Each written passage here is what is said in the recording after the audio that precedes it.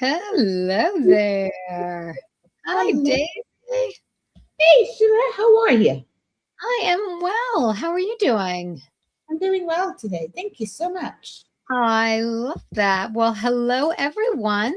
Welcome to the Glass House, where we look at the business from the inside out and we expose the gaps that are actually embedded between embedded and what's embodied. I can't talk today for some reason. It's gone crazy.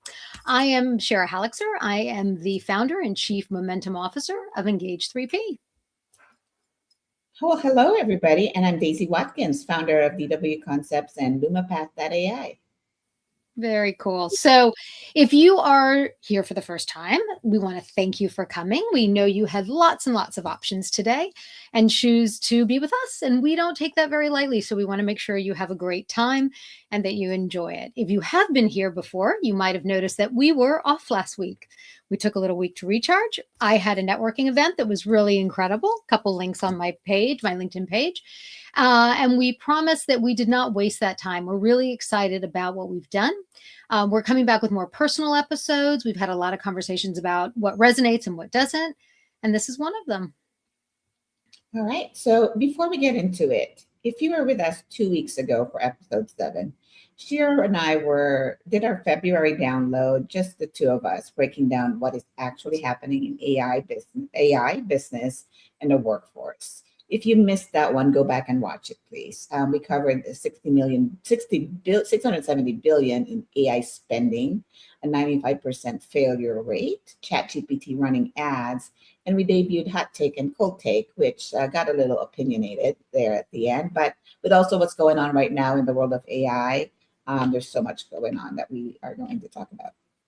It was great. Yeah, we had a little friction on that one, which was good. It was really good. It was a lot of fun. That's what makes us unique, right? And authentic. Absolutely. Right. All right. So right now, here is a question nobody wants to answer honestly. If your company eliminated your role today, who are you? And I'm going to take that a step further later on in the conversation. Who are we really in this new, when we get to that stage? Not your title, not your performance rating, not your place in the org chart, who you are without the logo on your LinkedIn. Most people cannot answer that question. I had to answer that question when I went outside of corporate, right, to create my own business. And here's the thing: most organizations are designed to keep it that way. We're gonna uncover that a little bit. We're gonna uncover some of the unpack that a little bit. Companies embed identity into titles, promotions, and performance cycles. So employees build their own sense of their self around where they sit in the org chart. And when the ground shifts, both sides are left asking the same question: what just happened? Yeah. So you're right. Today we're talking about identity, agency, what it actually takes to lead people through volatility, right, without destroying their trust. And how do you hold all that together? So I have a personal story. When this came up, I said, I've got the perfect story. Of course, you know me. I always have a story. I have to, that's what I do. I tell stories. So when I was at Infor, and I've told this a million times, right? So, and it's so interesting to me because I loved my job. This wasn't about anything. I had a great situation, but my title was solution consultant, right? It was on my business cards back when we had business cards. And I was working with a client in California, and I was very fortunate. They invited me to go wine tasting at the weekend up in Napa Valley. And I think it was our, I don't know, maybe fourth or fifth winery, not quite sure. His wife, Jim's wife, said to me, "So, how long are you going to stay in this job?" And I said, do you know something? And I turned to my client and I go, did you say something? Like, what's going on?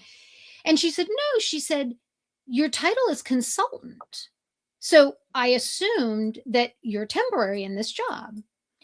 And I remember like slamming my hands down. I'm like, that's it.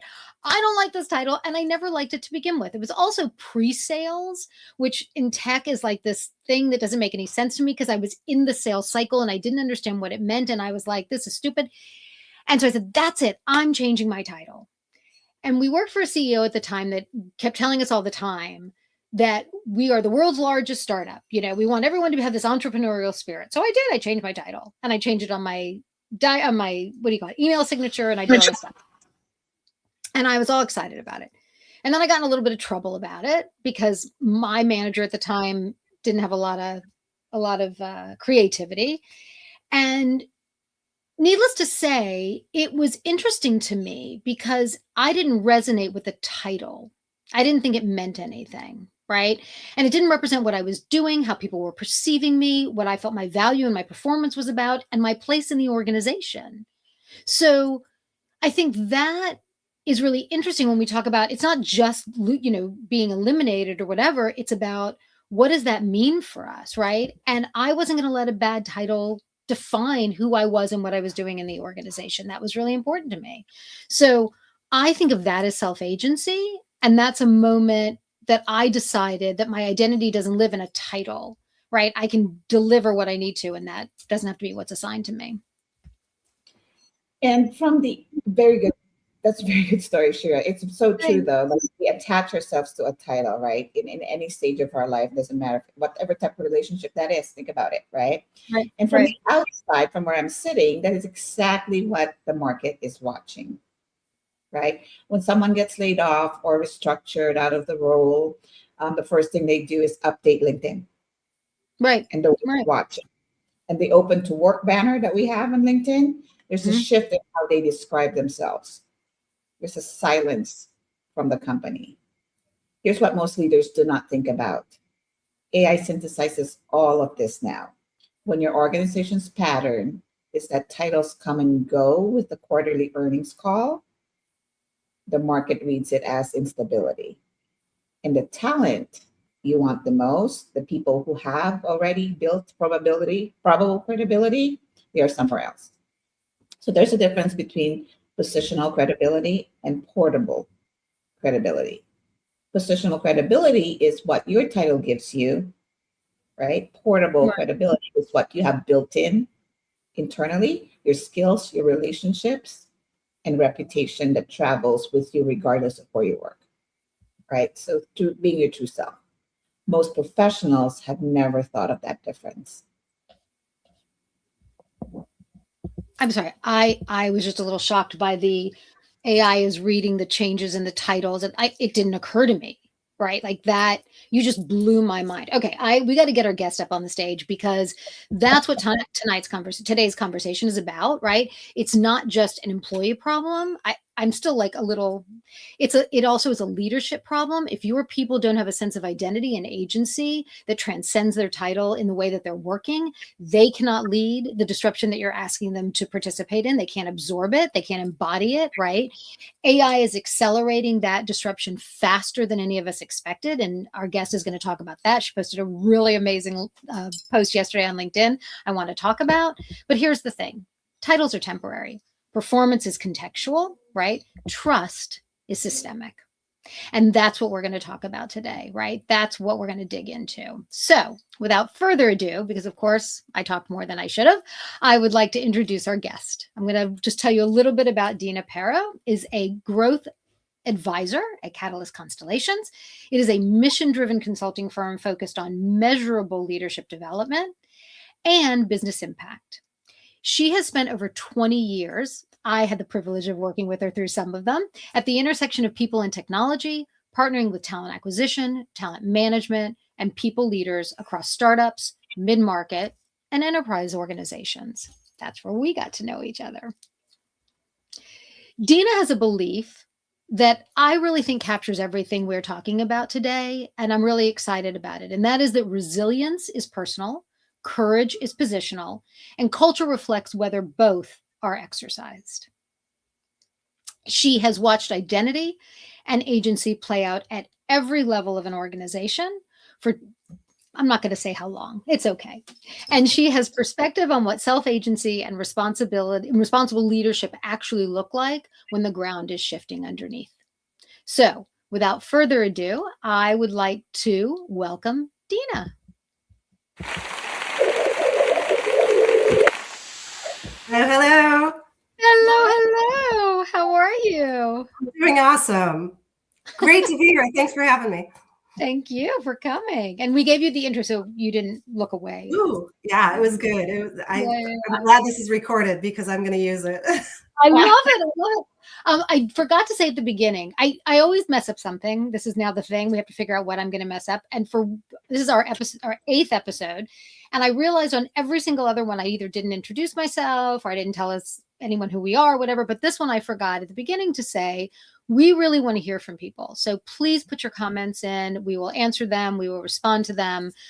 We really want to hear from you as we have this conversation because we want to know what everybody else is going through, right? That's the whole point of this, is to, have that ability to talk to everybody else in the room. I'd love to make it a conversation, a real conversation, but LinkedIn doesn't allow that. So tell us what's going on with you. And I called out that amazing post. I think it was yesterday, right? That you did with that video. Yesterday, yeah. Yeah.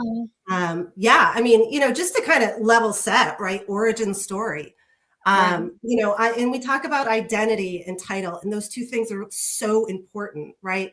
I graduated high school when I was 16. I had a graduating class of 30 people, right? I came from the guts of upstate New York. Parents didn't graduate high school, right? So now I'm like, I have to be a different person. I want it to be so much different. So I move out of the house. I go to New Jersey. I start working in New York City. It was like a complete culture shock. And in my mind, when I started, I was trying to go to school and college and, living alone. It was like, I couldn't, I have 4 years of college credits, no degree, right? Let's just throw it on the line. But I always wanted to learn, but I needed to have that title, right? So everybody could look at me. And in 98, I was a stockbroker for Smith Barney, and I was on Wall Street, and I was wearing a polyester suit, living in like a studio apartment. And I was like, I'm going to be that person, right? That I thought this is what success looks like. And so I spent the first 20 years of my life saying my identity is literally wrapped around this title because it gave me the recognition from my family, from my friends, that you could be something so much different. Look at how successful I am. Right. And then it finally hit me. I was like, this doesn't make sense. Like, this feels kind of gross. Like, what am I doing? And so it took a long time for me to realize what you're talking about, right? Mm-hmm. Which is the title that you are given is given to you and rented, and it's given to you by your organization. Mm-hmm. Society gives us labels, right? We attach I'm a mom, I'm a salesperson, I'm a this, I'm a that. And then identity is just really built through agency, right? And it took me a long time to really kind of stop the freight train. Maybe it's because I'm headed into the second half of my life and go, what am I doing? Right. I've acquired all these things. But the ground is shaking so much right now that we have to start taking agency, right? We can't keep blaming others. We can't blame the corporations. We can't blame our boss. We do have to put agency back into ourselves, right? As the employee. And then if we lead people, we need to be accountable for how we're leading. And that's where I've seen, a lot of things just over the last 20 years. I've had the privilege to speak to hundreds of companies, hundreds of leaders. But I also want to bring what's really important to me is I spent that entire time knowing how much I struggled, that I didn't build social capital and I didn't have networks and I didn't have all these things, which are so huge now. I mean, I don't think we'll see a bigger disruption in the workforce, the jobs, people next to us leaving, than we will see because of what AI is doing. Yeah, there's no question. There's actually some interesting statistics. Daisy, you and I haven't had a chance to talk about it yet. I think I shared a link with you that women especially are losing jobs more than men in the AI era, which we need to dig into, right?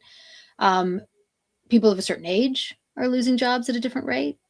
We need to dig into that, right? What's happening there? And then because there's been a lot of conversation around people coming out of university and entry level jobs that are going away, but we don't know. It's too fast. We don't know what the impact is yet, right? We have no idea.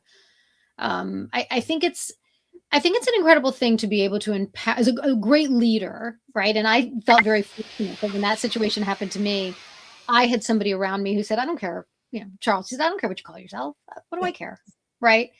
But that wasn't the case of my direct manager, who had this very narrow view of that's not what you're called.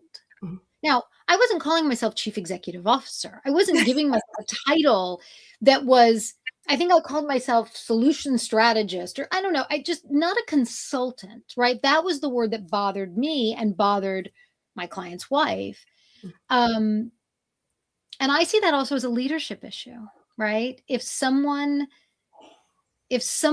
is really good at understanding what makes their people comfortable, something like that has no value, has no cost to the organization to say, call yourself whatever you want. You can't do this, right? You can't say that you're a chief executive officer or a chief of staff. You can't use those titles because legally that has impact. But, what difference does it make?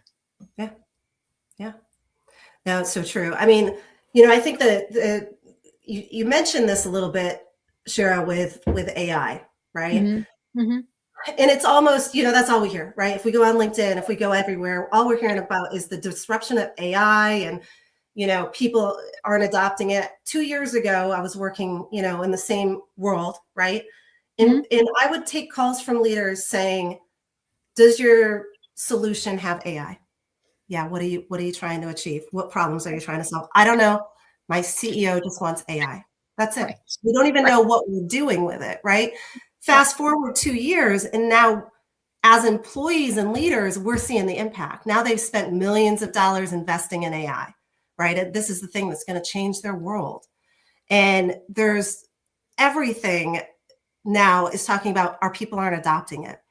And then you hear these horror stories of, if you don't adopt it, you might as well just sign your pink slip today, right?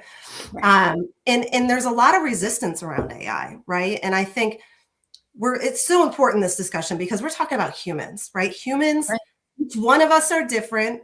You cannot spread learning across the organization in any capacity and have it resonate with every single person the same way. It comes back to fundamentally how the leaders are building those teams. But when we talk about AI, it's not that we're incapable of using it, right? No. It's because of what it represents. We have to get back to keeping this world human, right? Because humans there's a fear of irrelevance, right? Is it going to challenge their identity, right? It all comes back to identity. Is it going to show that I'm weak? Is it going to devalue me? There's a lack of psychological safety, right? Like I can't show mistakes. There's cheating involved. There's a change fatigue because God knows we've been going, full bore and pulling new products in, hoping that that's going to solve this equation. Right. The use cases aren't clear. They don't see leaders using it. We have to stop training on technology and really start looking at the humans behind it, right? And if you've done that as a company and as a leader, maybe your training departments have done it. That's great. You have an L&D department? Perfect. That's not their responsibility. You as a leader that works with this team has to be able to understand that dynamic before you can start to really say, why are we not adopting AI the way we should? I love it. Did you see the comment? Oh, sorry, Daisy, go ahead. That's so true, Deena. From an AI visibility angle, from where I sit and what I do, I mean, obviously I know internally as well, but from where I sit, when we talk about AI synthesizing all of this, right, is really what it's going on for your organization and for yourself. I see this when I do my audits through LumaPath, is that AI sees what AI sees is the people and the business. Mm-hmm. So it's like when I run an audit, I can tell you AI already has an opinion about your professional identity, whether you've built one or not, or even your organization. Yeah. Because authenticity always comes back to being human, and how you message that through your digital footprint, basically through your LinkedIn, or as an organization through your website, or whatever other digital footprint you have, that needs to tell the story of your own authentic self and how you lead as an organization. So it's so open out there. So that's so true. Thank you. 100%. And it's not new. Sure, you mentioned the video that I threw up on LinkedIn. Yeah. And dating myself, but that was back in 2009. It was like this massive warning, like technological revolutions, and the workforce is changing, and skills are going to be so important, and all of these things that existed almost 20 years ago. Like, we were getting fair warning, start changing the way You work and lead your people because it's going to matter. And it's like, there was that awareness, but now it's like coming crashing. Yeah. And the people that really invested in their humans Right. are the ones that are going to win this revolution, not the ones that adopt AI, not the ones that spend on AI. It's the people that pay attention. It's the companies that pay attention to their people. Listen, I cannot agree with that more. Having you and I were in HR tech, right? Yeah. This is what we did. And all of that's great. And I say this all the time. I'm not against AI. I love it. I'm not against technology. I love it. I think it's great. Companies are still made up of humans. Mm-hmm. That's not going away. The client we serve is human. And Daisy, you brought up the term that we talk about all the time, which is authenticity, right? How are we going to ensure that what we're putting out there is authentic, and how does that come back to us? And are we able, more importantly, to be our authentic selves in the workplace, which is the whole psychological safety conversation. And I really am, it's what inspired me to do what I'm doing now, which is change and leadership embodiment, right? Which is exactly what you were talking about. It's not about teaching somebody how to do this or, whatever they're doing in order to use the product. It's about truly understanding what is it that we're trying to do differently that is going to have impact and that is going to really make a significant difference in the way that I'm working and in the way I'm delivering and how I'm producing, right? And if I, as an employee, can see that value because my leadership is supporting me in that in whatever way that is needed. And to your point, Deena, people learn differently, right? We learn differently as we age. We learn differently based on our own psychological makeup and the way. I have never in my life, I'm going to say this, I don't think I've ever read a manual in my life. Never. Never. I won't do it. I had a cousin who was the head of pathology at Mount Sinai in New York. And I would say to him, Stephen, I would love to come and watch surgery. And he said, it's not theater. You can't just, it's not TV. You can't come and but I would try it. I would. Not a good idea. But that's how I learn, by doing, right? I will never sit and read a manual. So if somebody puts me in a room and says, here, watch these videos for 3 days, it's going this way. There's nothing there. Yeah. We got a little slide right there, but. Yeah. But there's no connection. I mean, we think we can easily just throw out learning and it's all online and there's no human face-to-face connections anymore. And we're not investing in our people. I have leadership conversations, and the higher you go in the C-level chain, listen, $50,000, $60,000 in executive coaching, SVPs getting coaching. We've got a massive set of leaders in this world that are just trying to figure it out, that aren't getting the investment to teach and have their teams grow human, right? The human part of it, not teach me how to use the technology. Yeah. If you're starting there, there's a dysfunction already, right?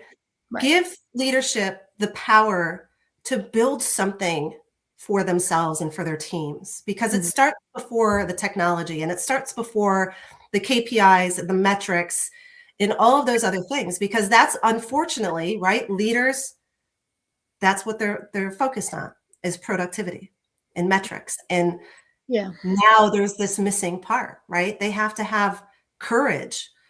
They have to have influence to bring the right type of learning and team environments in so that they can flourish.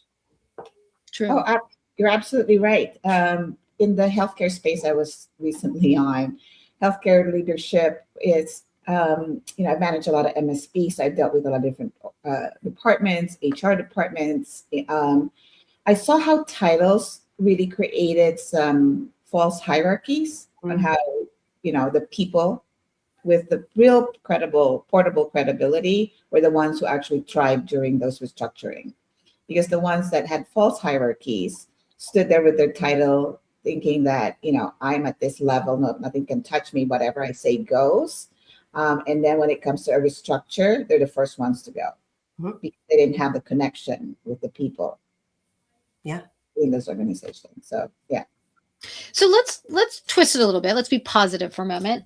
What do you think, Deena, it looks like when they get it right? When leadership really understands it and they know what to do. Have you encountered any leaders in organizations that do get it? They do get it, and they're doing it right, and they're building their teams where they're not afraid of conflict. They're building trust, right? That vulnerability. I'm not talking about superficial trust. I'm talking about that leader I can look at and I know it's okay to make mistakes, that they can be authentic, that we're held accountable. Teams that have accountability to themselves and to each other, they're committed, and their team actually celebrates success. Those are the teams that have trust figured out. Until you have trust in every sense of the word. I mean, just go back to Patrick Lencioni. One model you can always know to be true, right? If you build your team with those things, and that doesn't take high investment, that takes courage. It takes courage to be that vulnerable, and that word's overused, but that authentic with your team. If you can't give them predictability, which I think is going to be very rare as we come into 2026, then you have to build clarity. You have to ensure that that you're predictive as a leader, that you're, committing to things that you're actually delivering on. The simplest of things, show up on time to a meeting.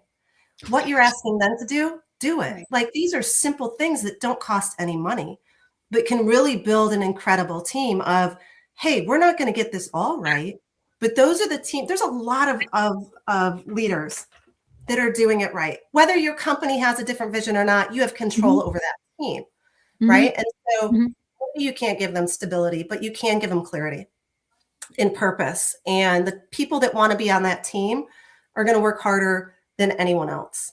I think the other side of it is we're talking a lot about leaders, right? But it comes back to me as an individual. And we have to take agency over that. I would say leadership is not a role. Leadership is not a title, right? No. Leaders don't have to manage other people ever, right?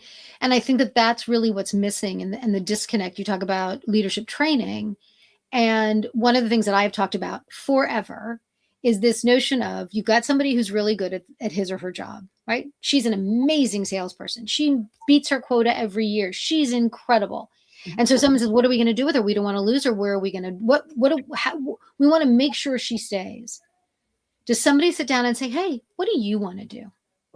What is your dream? What could we do to make sure? Because we think you're terrific. We want you to stay. They don't do that. What do? They make her a manager. Did she want to be a manager? Does she know how to manage people? Does she have any ability whatsoever or interest in that role? Most of the time, the answer to that is no. And then talk about not having trust. Now she's thrust into something she doesn't know how to do. She's scared. Clearly, there's not open communication where that she was able to go. She can't say, I don't know how to do this. I don't want to do this. Guess what? She's gone. Either because she wants to leave and she finds something else, or she fails, right? And then they go, what happened to that great person that we just promoted that was so incredible, right? That is, to me, the thing that nothing's going to change that. Technology is not going to change that. Ariel just made a comment. I'll just read this. The best boss I ever had in an office setting was naturally empathetic, very happy to be hands off, and let his team fly. It was a breath of fresh air. Empathy was the key. Right? And I think that it doesn't cost anything to be human, to do those things that we expect. And like you said, be trustworthy, be reliable, be stable. Wow. What a concept. Yeah. Hard to do, but not hard to do at the same time. What is that, Richard? It's really simple, but it's not easy, or something like that. Like it's, Yeah. And it's not something that can be easily replicated, right? No. You've got to spend the time with your people to understand them, to empathize with them. Yeah. I mean, everything that Ariel's talking about. Now, I don't think it's sorry, Daisy, go ahead. Yeah. Sorry, finish your thought. No, go. No, now let's talk about, if you're the one affected by it, right? And so I think it's not a good time to talk about the article, Shira. You want to do our outside story in now? Yeah, go for it. You do it. You bring it up today. No, you bring it up. Oh my God. I was thinking that let's talk about if you're the one affected by the layoff, right? Okay. what are the things you can do, or what are the first things you want to recognize about yourself? So I'm just going to use myself as an example to start off the Sure. conversation. So coming from corporate and leading and having that title as my safety net, as my as that title, I had people below, like people in the org chart working with me or for me, however you want to look at it that way. As soon as I left corporate, right, and through the years, it's kind of like what you said. You get out of school, get out of college, immediately the first thing your parents say, you go to college, you're going to get a better job. This is the natural momentum of things that should be happening in your life, and we listen to that. Oh, I need to have a particular title, I need to work for a big company, they need to be reputable, all that kind of stuff. Those were part of our upbringing, my personal anyway. So we kind of grow up thinking that's the next step, and then when you get into that role, then you aim for the next higher role, because it's then, I guess, maybe social, right? Sure. Like maybe those are the social labels to see how far you've gone and how successful you're being labeled based on a title as well. So after leaving corporate, going, okay, now I just want to do my own thing. If I don't do this now, I'm never going to start my own business. Then I had to shift to, who am I as myself without the title? How am I going to start my business? I'm not going to have employees. Now I become a different person. So now I had to go through that for the last couple of years. And Sherry, you're probably going through that. You probably went through that stage as well, where, and then AI came, AI kind of amplified the way we were thinking, the way we were strategizing things, thinking that we could solve the world problems using AI. That was when we first started using it. And it offered you all these different and wonderful things that you could possibly do, and you can be successful, make $1 million in your first year. We see this all the time. People talk about this. And then as you get into AI and learn and learn and learn, and then as you also identify yourself, that who you're going to be, it's probably the hardest challenge for me. Not so much about how to run a business, because I've done that. We can learn that. But who are you becoming now that you're running your own business, right? Then you become more of like, all right, I need to be a certain way, but I also need to be my authentic self. What are the skills I'm carrying over with me, and how can I incorporate that into my own business? So I have to look at my own faculties and my own internal compass, basically, and then set the for where I need to be. So I think once you get laid off and leave that comfort of an organization, it doesn't matter if you're 1 year, 2 years, 10 years, 15 years. And I would imagine most of us in our age group have been institutionalized, where having to work in an organization for 5, 10, 15, 20 years, even until you retire, was the norm. And then we have the generation that just keeps going, as they call it, one contract after another, one contract for another. So you also develop different types of skills being that way versus if you were in an institution for such a long time. So you got to look at those different people that are getting laid off now based on the years of experience in one place or two versus the ones that have jumped all over the place, and how they can adapt into the real normal world. So that's a big identity change when you do that. So how have you experienced a layoff, or what have you gone through personally? Yeah. I mean, I've been on both sides of the equation. I've been laid off, right, multiple times. And I have laid off people. I mean, I remember back in the day, I sat in a room with 250 people that needed a job. They depended on every paycheck to feed their family. And all at once, 250 people, I said, today's your last day. And it's hard, right? And so what I can say personally is, the first one was kind of like that slap in the face. Like, I took it really hard. I mean, I'm the sole provider for my family. I have been for 18 years. I hustled to make sure that my family had a roof over their head, food on the table, and then get to college. They could do everything that I didn't have the opportunity to do, and I can make it a bit easier for them. And I took the first one pretty rough. The second one, recently, I came in with a better outlook, right? And I said, you know what? It's time to build agency. And I think the one word of advice I can give for everybody out there, and I've got kids that are going to be in the workforce in 4 years, start to build it now. Yeah. The things that are portable, your skills. Don't wait for your employer to say these are the skills you need for this new role. go out, find it yourself, and start inventorying it. Start understanding, like, these are the unique things that bring me to the forefront, because we're all going to get mixed up with one another pretty quickly, right? Mhm. So being able to build your skills, taking agency for yourself, getting relationships, right? That's all because people trust you, and having that network. These are all things that we can use to differentiate ourselves, because there's going to be a lot of noise in the market. Yeah. But you've got to take agency to do that yourself. My biggest word of advice to everybody is nobody's coming to save you. No. No. And I tell myself that every day. I think there's a really big difference, not difference, but there's the financial aspect of losing one's job, right? Yeah. And that is wholly horrific, and we can all agree, horrible situation. And then there's the psychological impact. Let's just say, for argument's sake, the money isn't the issue, right? Yeah. They're in a situation where that's not the issue. But there is, as you started talking about in the beginning, this whole psychological issue of who am I if not for this, right? Mhm. And I think that does so much to us. And I think we talked about this a couple of episodes ago with our friend Laura.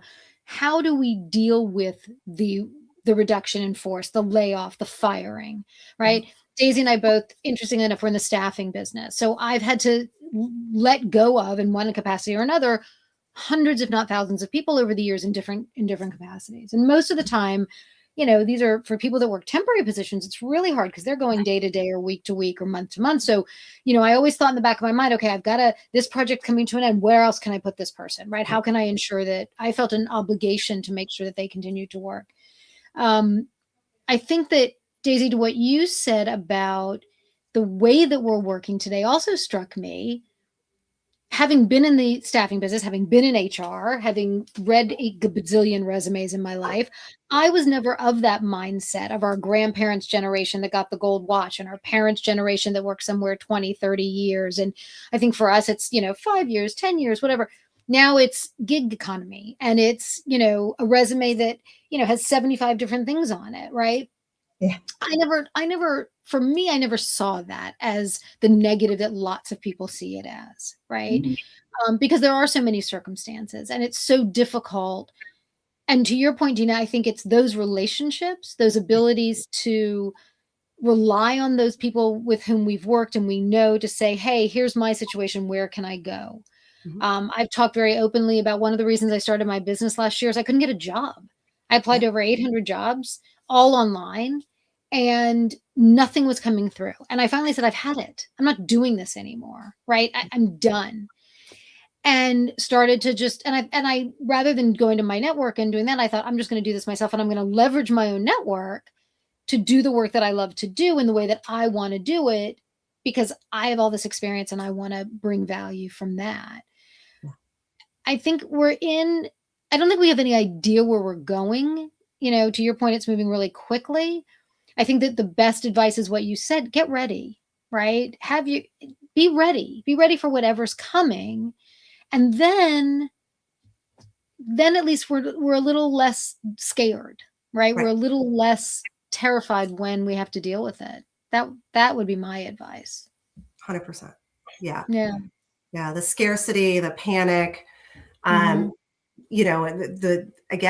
free advice, right? Just start building it now. And it's only going to help you, even if it never happens, right? There's even the first time I was laid off, I started working fractional sales, right? And now I'm continuing to work for Catalyst Constellations because, one, it fills my bucket internally.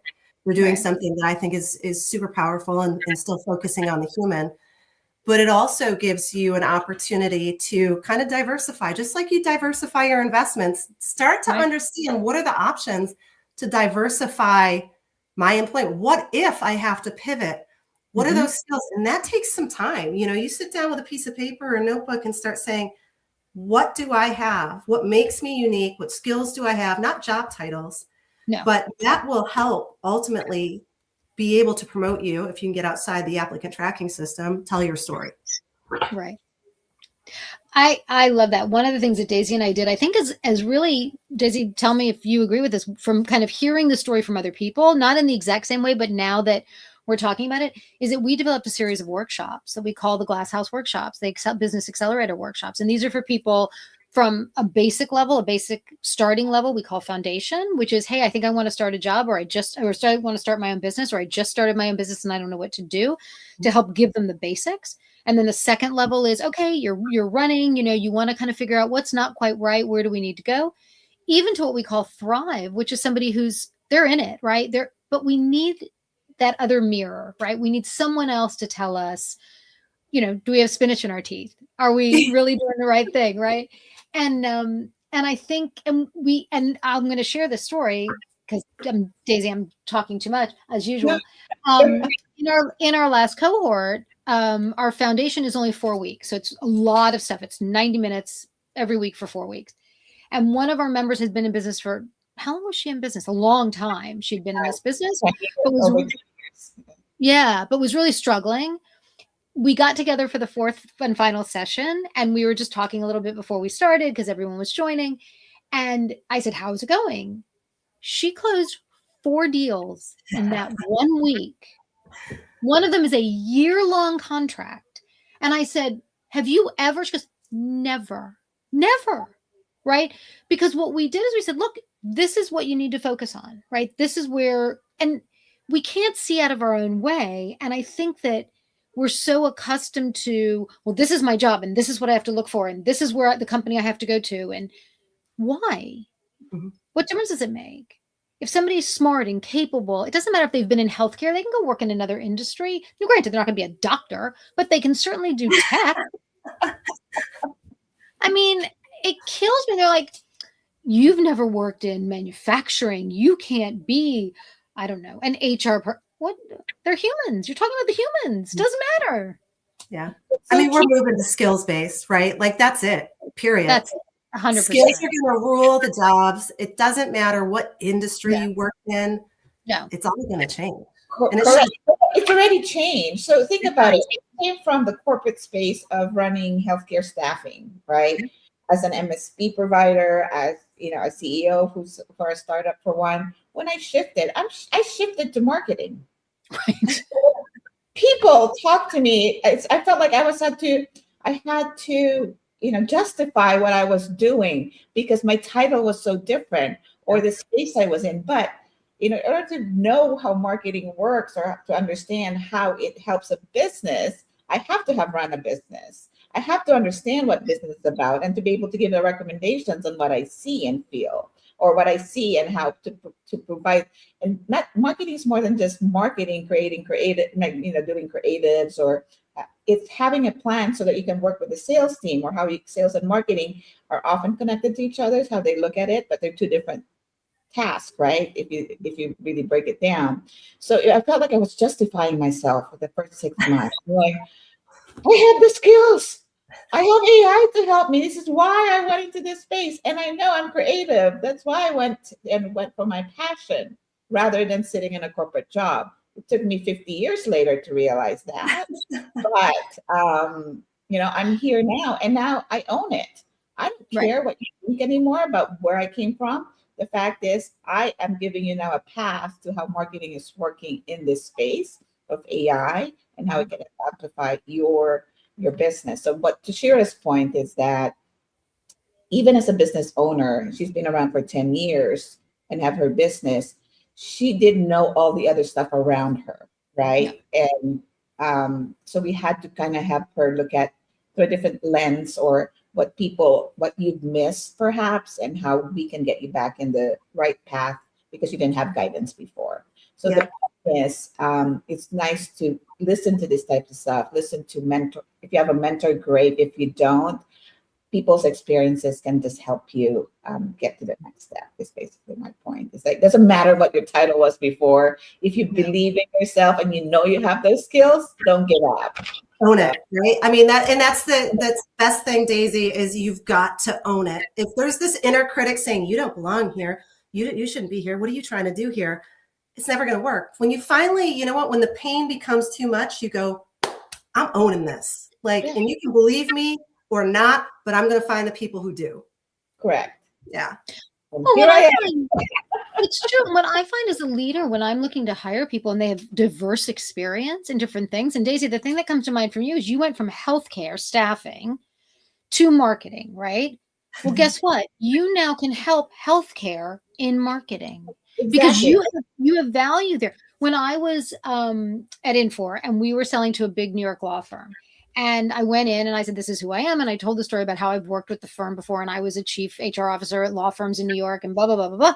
And I started my career in law firms doing labor and employment work. Like I told the whole story, and I'm sitting next to the chief HR officer of this massive #1 New York law firm.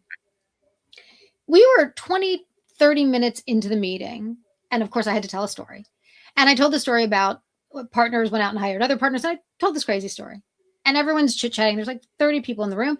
And I finished the story and somebody else started talking. And he leaned into me and he whispered in my ear, "Now I know you know law firms."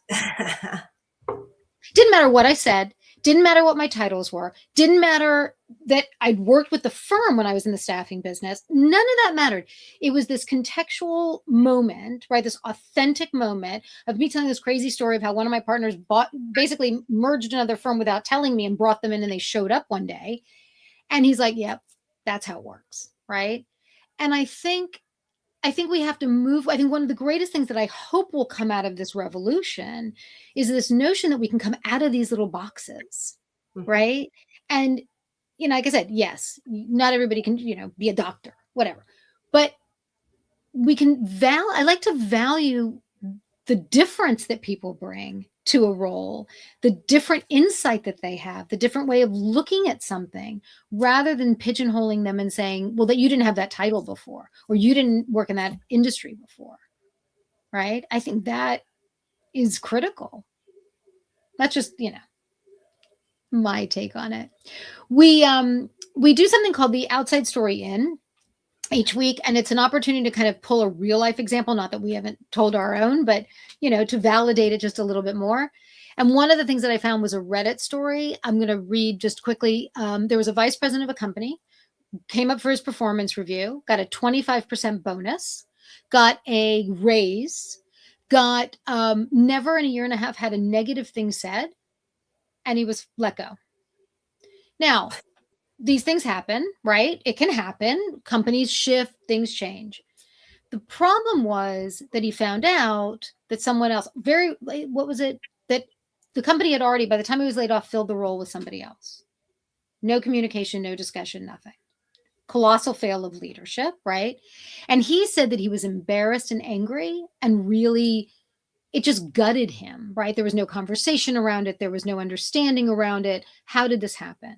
Now, I have said my entire career, if anyone sits down with their manager at a performance cycle and has a review and anything is a surprise, that is a failure, right?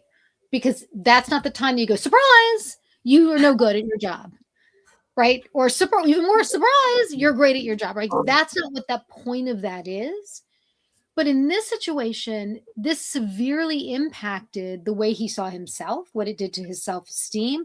And what does that say about the organization when they're not communicating effectively and they don't understand what's going on, right? And he clearly was so upset that he did a Reddit post about it. So. Ugh, it's horrible, right? I mean, I think we've all seen it before, and it can happen for 1,000 reasons. Who knows what the reason was? Maybe he's been there too long, he's getting too much money, and they said, "Hey, let's bring in somebody younger and give him half the salary." We don't know, and that's again where we have these two roads we can take, right? Mm-hmm. We can get really angry and blame, or we can go, you know what? I can't control that event, but I can control my strategy moving forward, right? Because if you've gone through your entire career and you retire at the golden age of 65 and you go, you know what? I was beautiful. Or you don't have the opportunity to own your own business. We can protect, if we have to lay ourselves off, we get it, right? But that's an opportunity where there's no good answer, right? Leaders need to learn to give feedback. I think there was just a post in here. It's one of the skills that is very, very difficult. And I can say this as a leader. And feedback should not be once a quarter, once a month. It needs to be immediate. Again, let's think about the laws of human nature. We are people, right? And so it's really important that if that was for performance, which it doesn't sound like it was, No. not a raise, Right. learn how to work with your people, give feedback, have loops. This is something totally different, right? Right. But there's no control over it. Such a horrible experience, but nonetheless happens probably every day. If he were sitting in front of you, what would your advice be to him? What would you say? I would tell him to forget as quick as possible that this happened, because all of that anger and resentment and embarrassment is only going to turn his next chapter into something he doesn't want. Moving into that next chapter and trying to find that next opportunity and having this negative, embarrassed, angry sense because of what happened to you, that trauma, is not going to give you any favors moving forward. So the quicker you can just say, you know what, and walk away, don't engage with employees who want to talk to you and vent and say how crappy it is. You just got to be so focused on being positive going into that next chapter or that next career, because any of that stuff will guide you in the wrong directions. You will run to a new job because you're scared. You won't interview properly. From start to finish, that experience can either be the best thing that happened to you or the worst thing. Good point. You know, do you carry that anger instead of you moving forward? And carrying that anger is not going to solve your problem. What did you really, other that anger, what do you really want from that previous employer now, right, quote unquote? They're not going to give you anything. So why put your energy in there as opposed to try to be more positive that the next one is going to be better? Now I can look for the signs, you know, that are red flags for me as an employer. You know what I mean? Now I have to ask the right questions when I go into another interview of if it's going to be a match for me. So you know, it's hard. It's easy for us to say it. We've been in it and experienced it, and we've given those advice. But for somebody who maybe hasn't experienced it, it's a different mindset. But really try people to do that. And I know a lot of people that we know are going through that, and that's why we also have this platform to help people kind of raise awareness of the layoffs, how to get through it. And we have all these people that are coming in as guests to support their own experiences. They're going through it right now, as a matter of fact. Yeah. We have somebody in our guest that is a very very active in our community. So you know, we're here as a community to support that, is what I want to say as well. You know, Daisy, I think that's so incredible.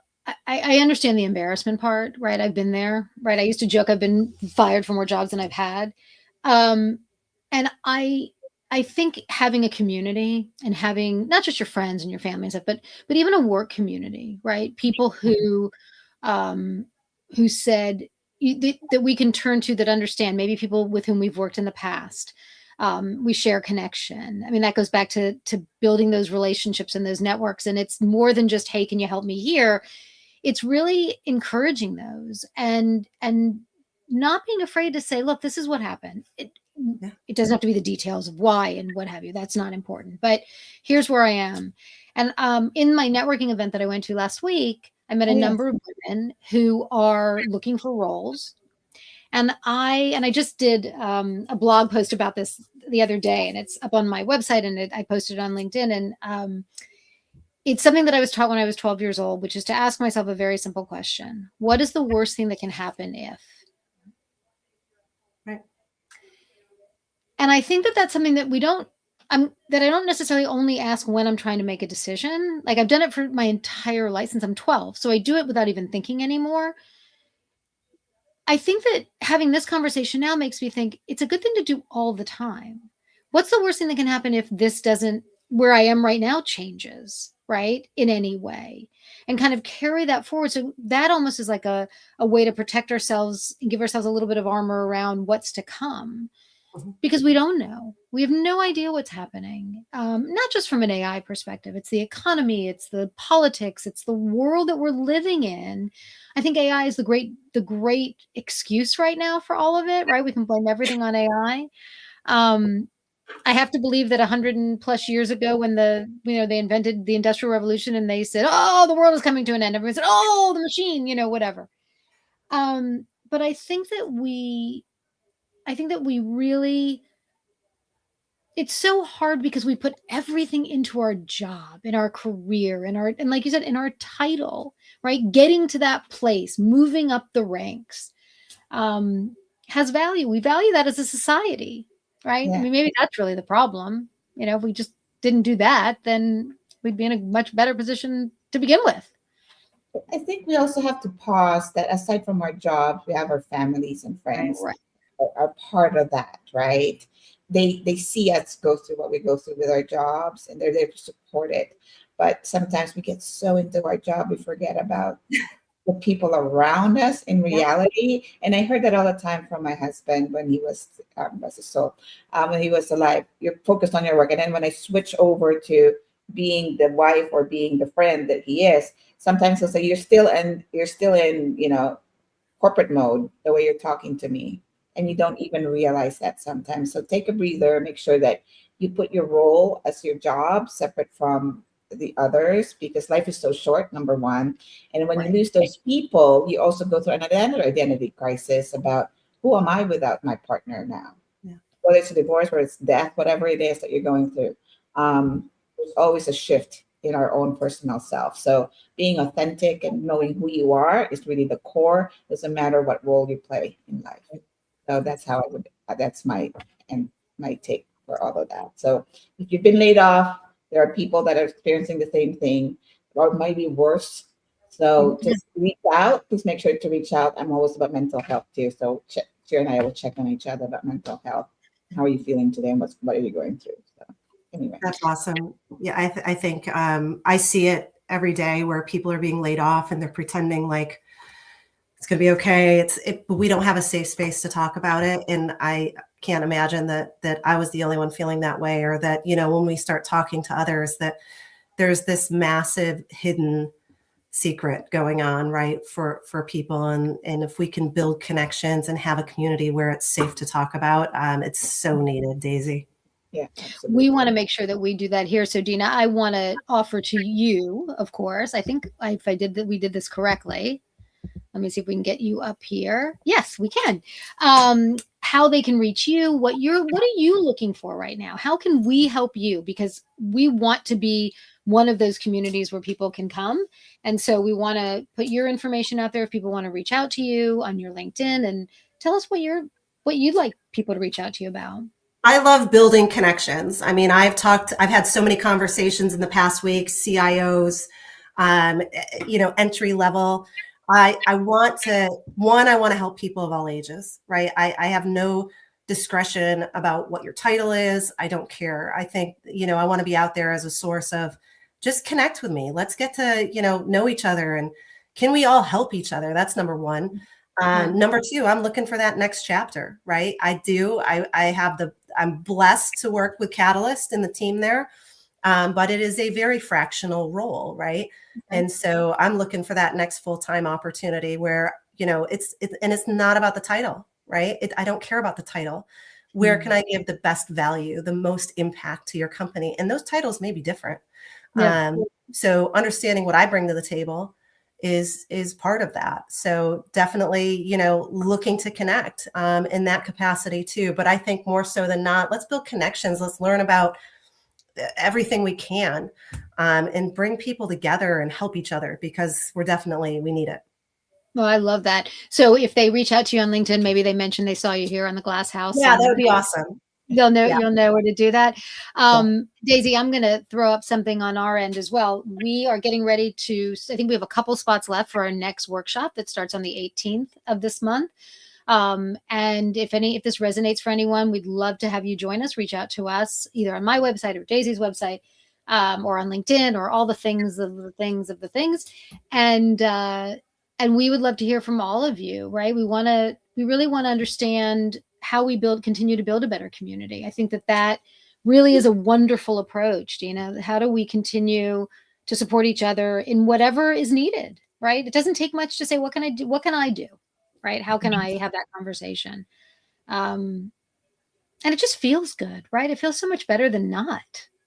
Right? Yeah, let's stop talking on keyboards and start connecting, with each other again. Right. Well, I want to thank you, Daisy. Were you going to say something, my dear? Oh, no, I just want to say thank you to Deena, but go ahead. So No, you go ahead.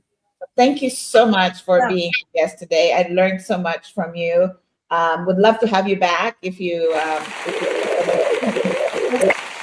everybody's always welcome in our little chat. So I hope that you enjoyed yourself and that you'll come back also. I had a blast. You guys are doing great things. Keep it up. Thank Thank you you. so much. Bye, everybody. See you next week. Next week.